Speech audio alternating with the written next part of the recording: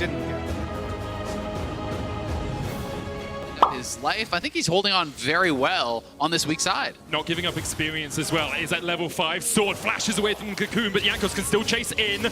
Sword puts a lot of damage down with Ruthless Predator, but Wonder's on the chase, and First Blood comes to G2. Tarzan go top was something we never saw from Griffin in their successful times. Usually, Sword's on an island. This island's about to be invaded. Wonder's level 6. He's got the Forge God on his side. Sword trying to get away, but here comes the Ram, and there goes the kill. Actually use Mountain Drake to take neutrals, because the moment you group up, something's got to give, something's got to hit. Chovy trying to fight here, but he's going to get the brittle passive on him, knocking him back. Jankos trying to join the fight. Here comes the call of the Forge, straight into the shockwave, and Caps takes down Chovy. Sword's going to chase down here as Jankos forced up towards the bottom side of the fight. Will flash the wall, the Cocoon doesn't connect, and Caps is trying to usher Jankos out of the battle. But here comes Mickey, here comes Sword, here comes Viper. Double kill for Sword, but the Perkz is on the chase. Viper's going to fall as well, and G2 continue to collapse. They continue to push forward. It's a double for Perkz in the bottom lane. She already used it in the fight. Yeah, G2 collapse, and they get multiple kills there. They're still looking for the dive. Mickey diving onto left. Oh! Already is down. Careful.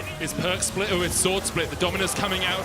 Here's the call of the Forge God, it lands. Perkz jumps straight onto the back line, and already the damage is coming out. The shockwave dodged away from Viper, still alive. Mickey has to go golden to tank it up. Lehen's almost falling as well. Here comes Mickey Sword. to go down, and here comes Sword, straight onto the back line, but Jankos pops his stopwatch, keeps himself alive. Sword responds with one of his own, but in the end he will fall, and now Griffin are running to the wrong side of the map. G2 will chase them down. It's a double for Caps. Viper trying to dash away, but he will not escape today. Perkz is on a rampage, and G2 are cleaning up Griffin. You can see in the bush, trying to hide, is Tarzan. He's used to the jungle, but Wonder knocks him up. And for the final in-hit, then the Nexus towers have to be the target. Oh! The shockwave, the solar flare, and Griffin lose 2 in a heartbeat. That's 3.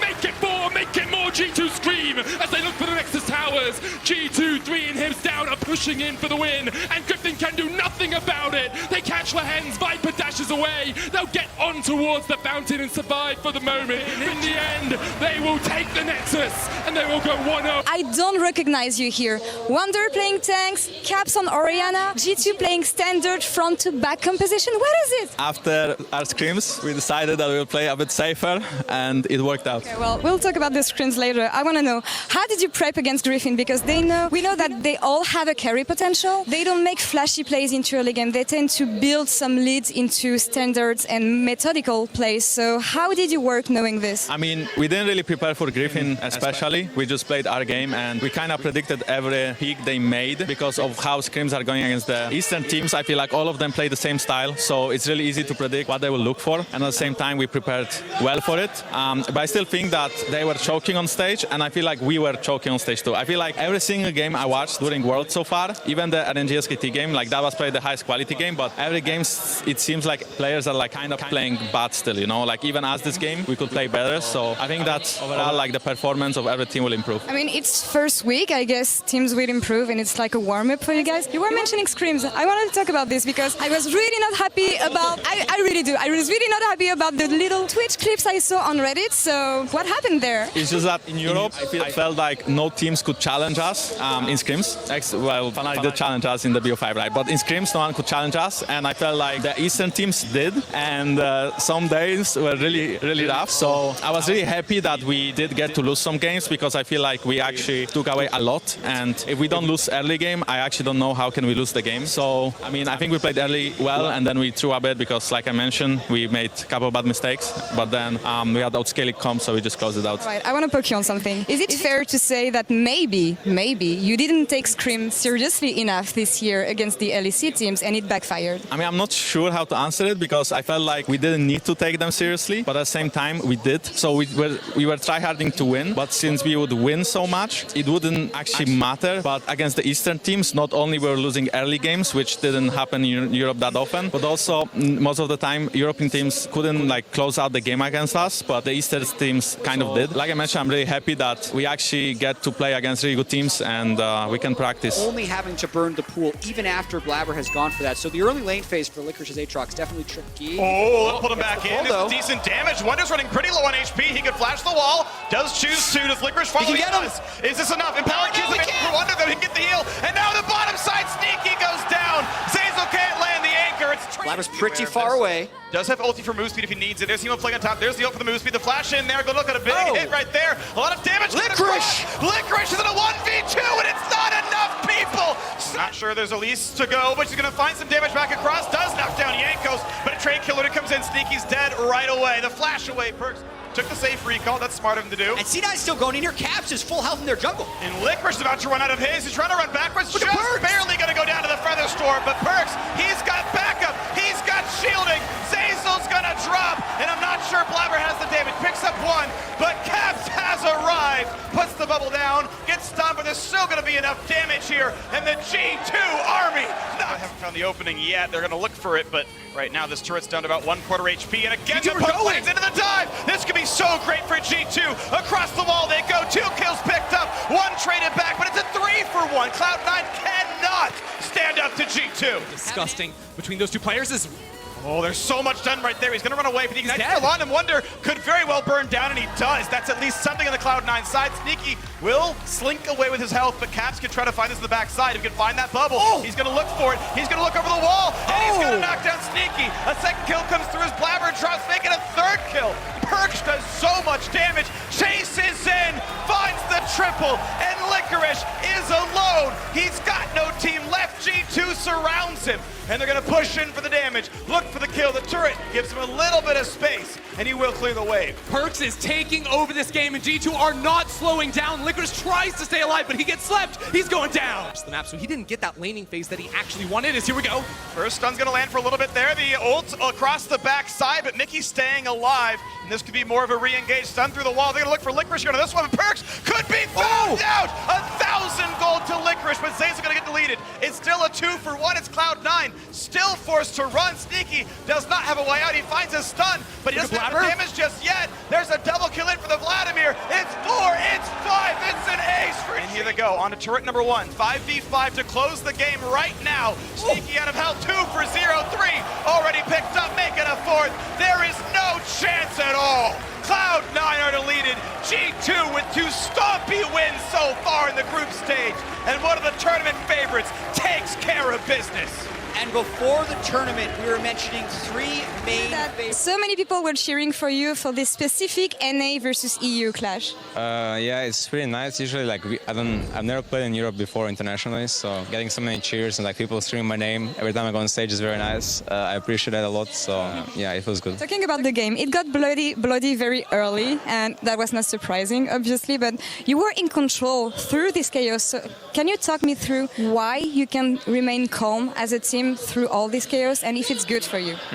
Well, I think for me personally, I'm very experienced at this point already, so I'm not thrown off by any situations in the game. I've experienced so many situations that basically I don't think anything can throw me off, so I will always stay calm. For the game being bloody, I think my top and jungle were just running it down, so the game was like a bit 5 minutes longer than it should have been. Yeah, other than that, it was nice. Okay, let's review your teammates. You said they were running it down. I mean, who threw the most, according to you? Well, it will probably have to be Jankos. He was probably trolling the hardest. He always says how Kiana is, just pick me Kiana, I'll 1v9, and he didn't 1v9. So yeah, Wunder was also having his share part of dying 1v1 top. So yeah, I mean, just them. I think Caps and Mickey played phenomenally, so I'm grateful that they at least. All right, time for some praise. Everybody has so much expectations from you guys. You are the favorites, I guess, to win the whole championship this year. So time for some praise for your teammates. Why will you win this year? Well, I think everyone is individually up to par or better than anyone else in the world. So I think that we have individual talent, and we also have good team play. Also, we have really good atmosphere, which helps us growing as a team and not stagnating, let's say, in a way. So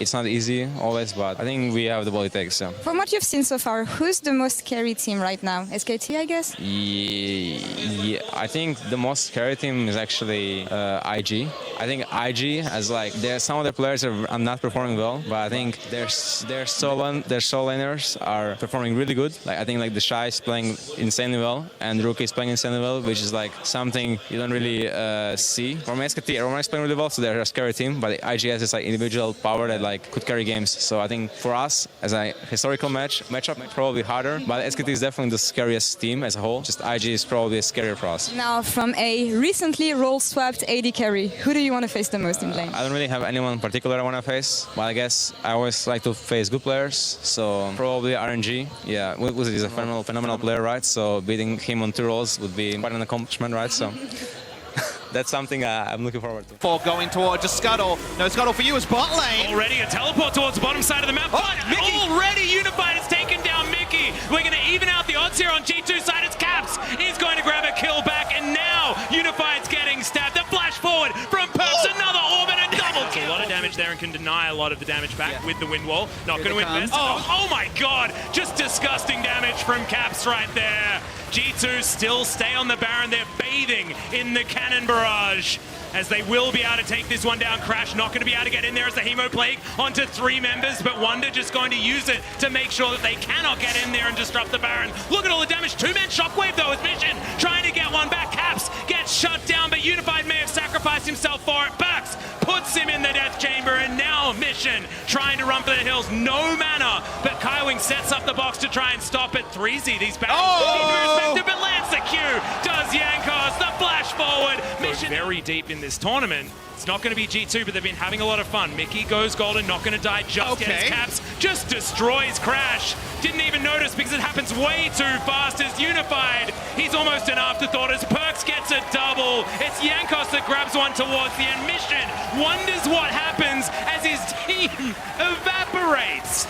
And now Mission, Hemo Plague is down. He has himself that Shockwave, but the Crimson Rush scores. Yep, they were racing through their earlier matchups as well, as the Nexus is gonna go down. G2 on the final game of the first round robin. They're gonna play with their food for a moment before taking those last auto attacks. In fact, thankfully, the caster minions are gonna do it for them. It's actually very powerful at this present point in the game.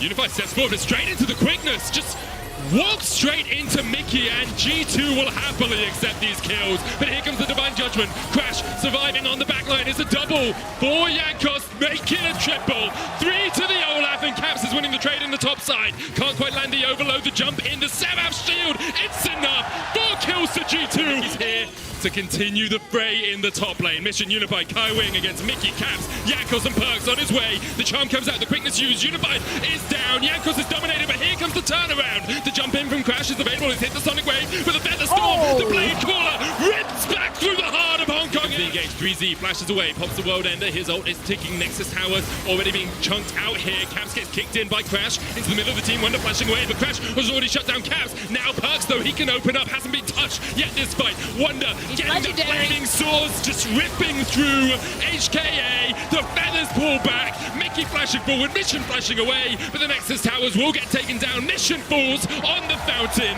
G2 clean up Hong Kong attitude, and they will lock their spot in quarterfinals. They are coming to Madrid. You decided to ban Garen even though they picked Ezreal. So did you think the Ezreal could go mid, and if so, why? I mean, there's a lot of people who have been playing, especially in solo queue, Ezreal mid. So we just want to make sure we ban out the Garen, just in case they want to flex the mid. So that's like... Better be safe than sorry. Now, about your composition. You took a late game scaling comp, which is what we usually see in this meta. They didn't really manage to shut you guys down, especially the KL. Do you know why? I mean, I think a lot of like late game champions are strong, but I also just think it's kind of hard to shut down people. A lot of people pull out stuff like ranks and leads and like try to really dive, but especially on stage when there's like so much pressure, the games tend to go later, and then late game picks are just better. So I think that's basically why we went for such picks. I also feel like this late game scaling picks can also have options even in the early game. Do you agree? I mean, yeah, it depends a bit on the champion. There's like some champions that have like a lot of stuff they can do early game while being good scaling, but I think something like Kayle is maybe not that great early game. You see some Kayles get ahead early game, but I also think that's because of other champions helping him out. You kind of want to like get your Kayle ahead, so it's just all about the composition. Well, it's nice to see you guys play meta and scaling like this. Now, a bit more of a fun question. I think you saw the music video of Phoenix and the fact that you have Caps, and some people said that it was Claps on the other side and Craps. What do you think about this reputation you have, and do you think this is still true? I mean, everyone has like a bad side and a good side, right? And I think that was like what was so awesome about the video as well. It showed like Vega, Rukia, big mid laners, some of people I've looked up to the most. So to see them also have like a bad side, because everyone struggles with things in life, and for me maybe it's Claps and Craps, but for other people it might be other things, so it's fun to see. Both of them have passed up towards the top side. Jankos and Svenskeren both level 3. Kick gonna come in. Jankos Now trying to find the knockup. He's there, Wonder. Going to be able to follow up here. Proven Prison does manage to connect. Spencer now has to run. He just leaps forward. That's the ferocious bite. First blood, and now Licorice is in trouble. Niski now coming up. The heal is there. They're trying to chase this one down. They've set their eyes on Jankos, but that means Licorice is going to go down. This is a disaster. C9 getting cut down on the top side of the map. Forward. This was not a great start to the game for G2 last time around. They got that kill on the bottom side of the map. He's going to kill him again. Well, he's a flashless kill. Licorice walking away. What can he dodge? The creep wave is there. Yeah, that's it. Fortunately for them as well, Wonder teleported in to give that bounty back. But here comes Perkz. Walking him down. One more auto's going to do it. Perkz.